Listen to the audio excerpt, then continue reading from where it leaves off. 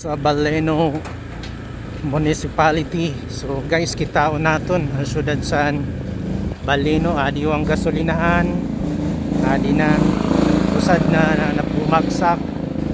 So kitaon pa naton guys sa iba kung ano na ang kaganapan dito sa Baleno. So didi kita maagi anay sa pakadi sa public.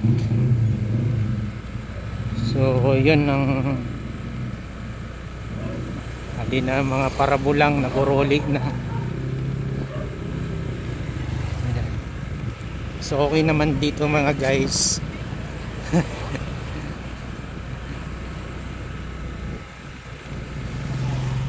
Malapit na kita guys sa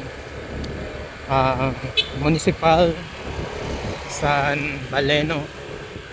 Di na kitaong natin kung ano na makibalita kita dito.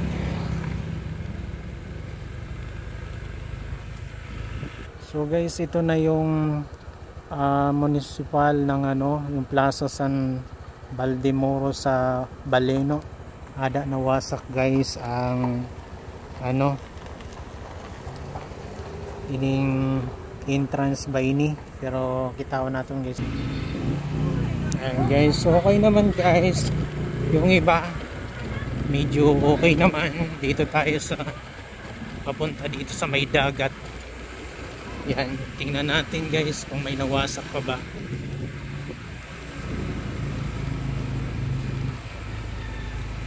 Punta tayo guys dito sa opisina ng Carbang. So mayroon para ng kaganapan dito. Ayan, so guys, ito yung poste na bumagsak sa bandang likod to ng Baleno guys.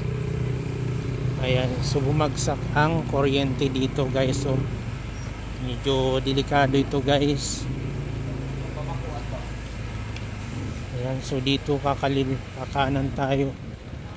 Eh masyadong nawasak guys.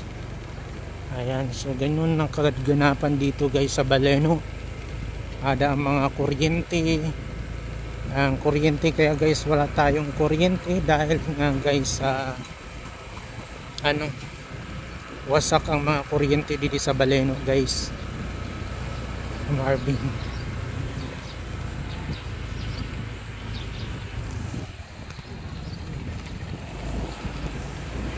Ayan guys, welcome ato pa sa dulo.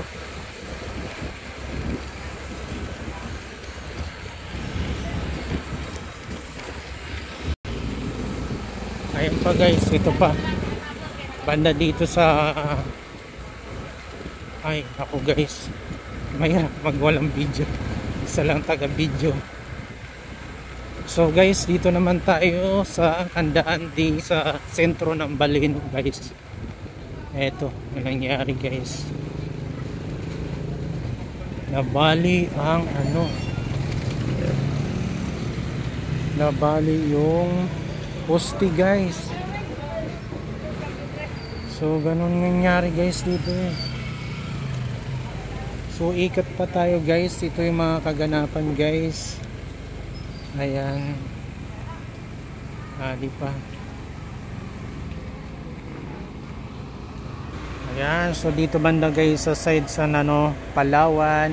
Ayan, so ang kuryente dito guys, ayan ayan, delikado po yan guys. So ingat tayo guys. Ito naman guys ang sentro sa simbahan guys. So delikado din guys kasi ang poste ay talagang natumba din guys. So ayan mga kaganapan natin guys. Yan, inikot ko na guys ang Baleno. Ayan, so prepare ng Baleno dahil nalalapit na ang piyesta.